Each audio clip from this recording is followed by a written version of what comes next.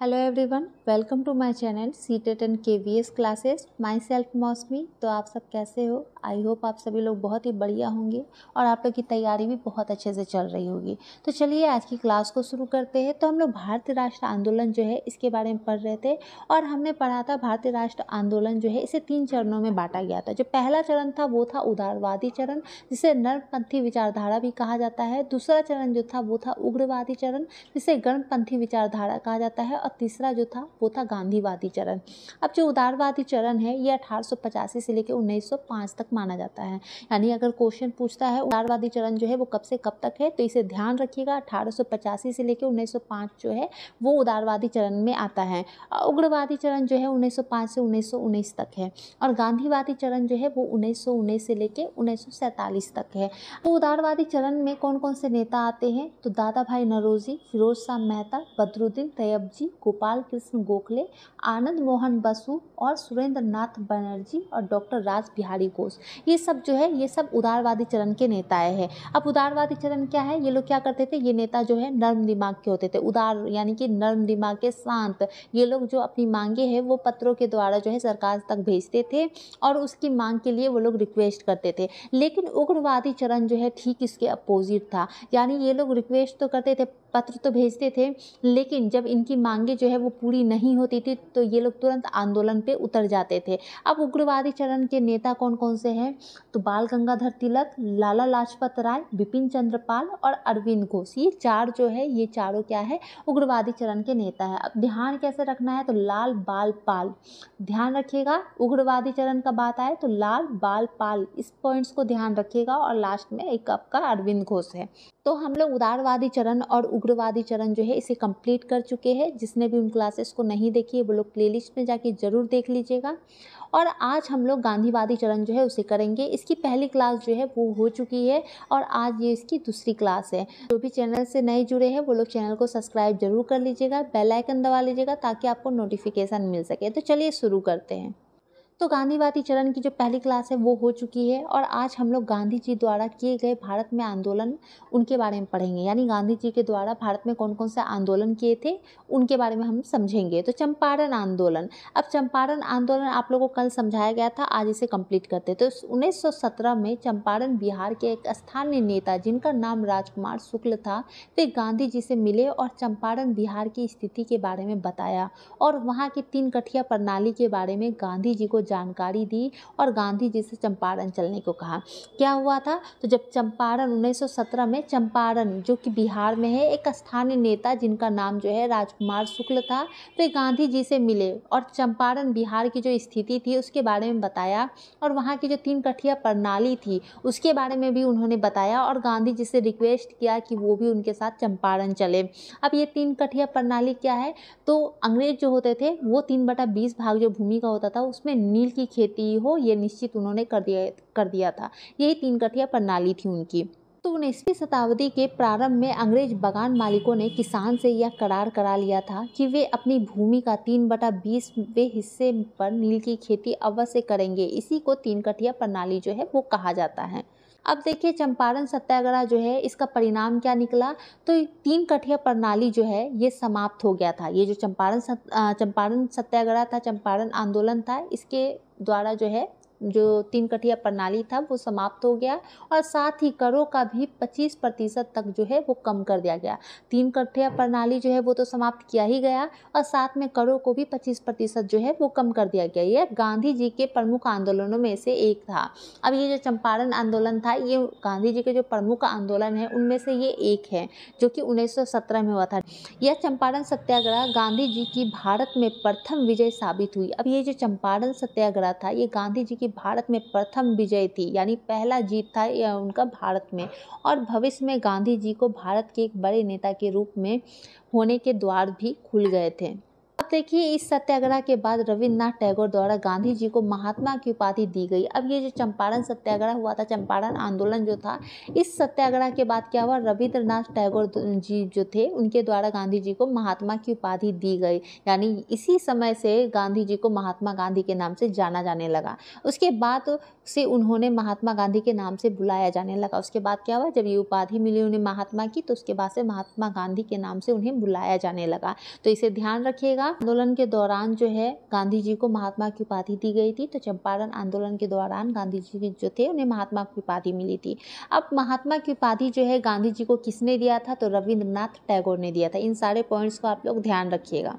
अब देखिए, अहमदाबाद मिल मजदूर आंदोलन जो कि 1918 में हुआ था। चंपारण सत्याग्रह के बाद ही यानी 1918 में ही गांधी जी अहमदाबाद में कपड़ा मिल मजदूर से मिले और उनकी समस्या समझे। क्या हुआ था, चंपारण सत्याग्रह जो हुआ था उसके बाद ही 1918 में गांधी जी जो है वो अहमदाबाद में कपड़ा मिल मजदूर से मिले थे। कपड़े के मिल में जो मजदूर काम करते हैं उन मजदूरों से ये मिले थे और उनकी जो समस्या है उन समस्याओं को इन्होंने समझा था।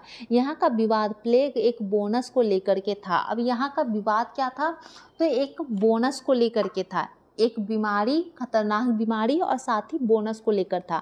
जब प्लेग की समाप्ति हुई यानी उस खतरनाक बीमारी जो है उसकी जब समाप्ति हुई तो मिल मालिक बोनस को समाप्त करना चाहते थे। तो मिल मालिक जो है वो क्या करना चाहते थे, तो उस बोनस जो है जो मजदूर को देना है उसे समाप्त करना चाहते थे। मजदूर ने इसका विरोध किया तथा गांधी जी ने मजदूर को हड़ताल पर जाने को कहा। अब जो मजदूर थे उन्होंने इनका विरोध करने लगे कि उन्हें बोनस चाहिए और उन्हें बोनस जो है वो नहीं मिल रहा था। और गांधी जी जो थे उन्होंने मजदूर को हड़ताल पर जाने को कहा और यह घोषणा की कि उन्हें 35% बोनस जो है वो मिलना चाहिए।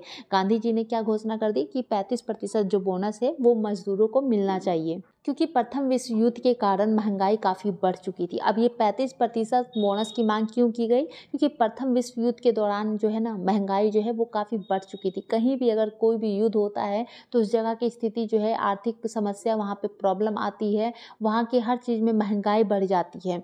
तो वैसे ही वहाँ की महंगाई बढ़ गई थी प्रथम विश्व युद्ध के कारण।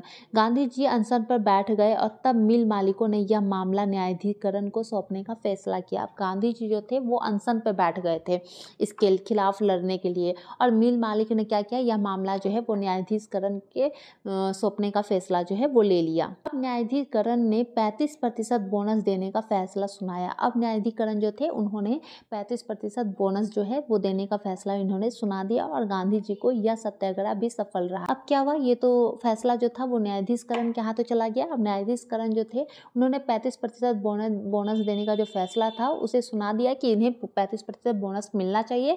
और इसके दौरान क्या हुआ, गांधी जी जो है वो ये भी सत्याग्रह में सफल रहे।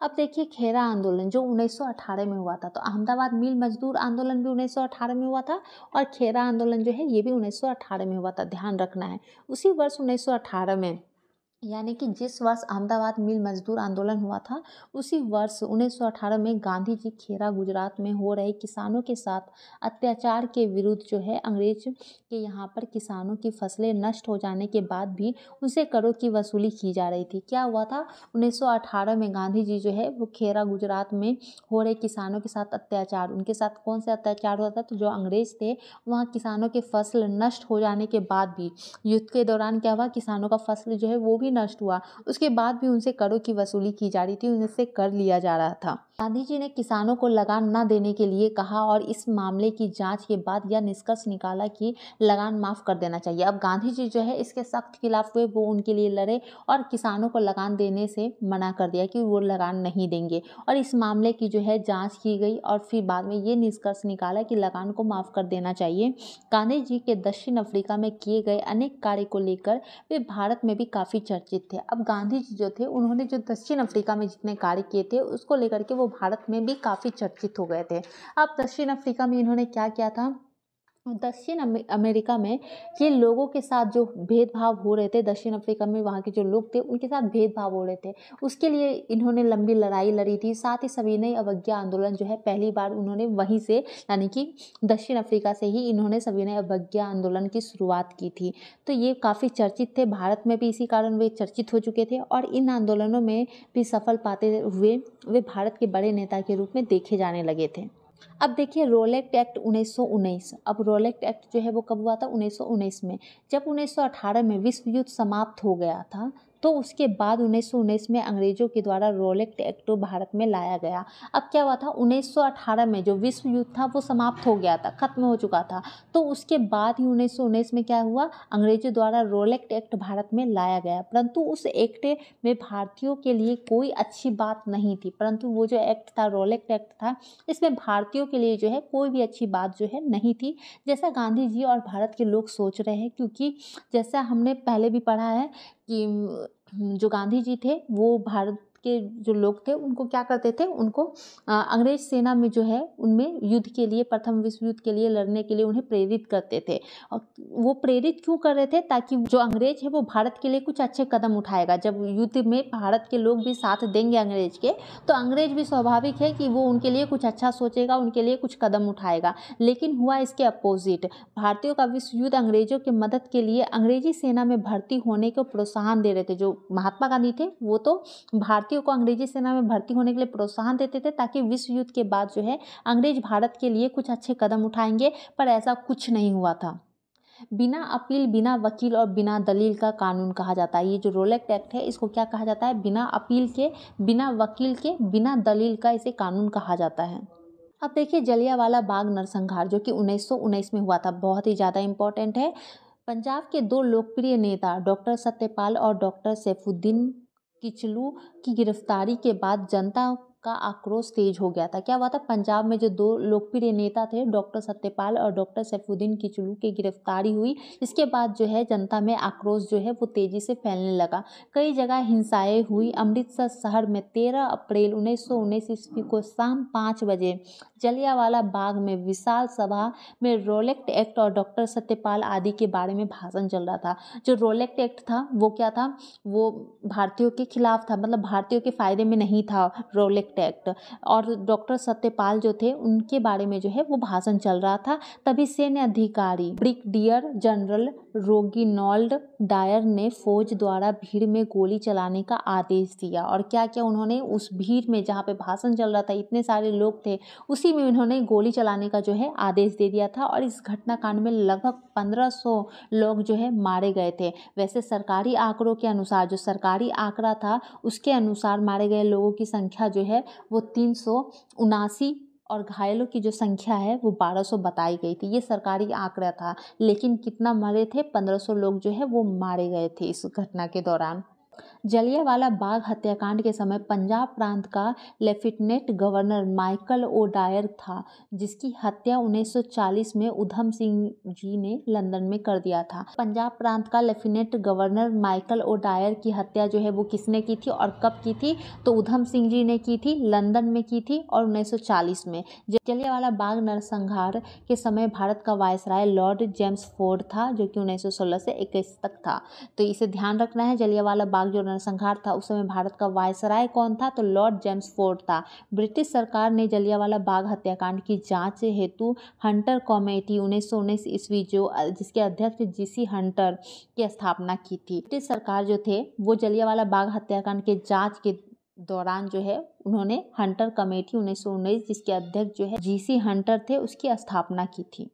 तो यहाँ तक क्लियर है। तो आज के लिए इतना ही। नेक्स्ट क्लास में हम लोग खिलाफत आंदोलन पढ़ेंगे, असहयोग आंदोलन, चोरा चोरी कांड, स्वराज पार्टी और साथ ही सविनय अवज्ञा आंदोलन, साइमन कमीशन, दांडी मार्च, इन सभी, यानी कि कल की क्लास में हम जो है पूरा गांधीवादी चरण जो है उसे समाप्त कर देंगे। तो वीडियो पसंद आई हो तो वीडियो को लाइक, शेयर और चैनल को सब्सक्राइब जरूर कर लीजिएगा। Thank you.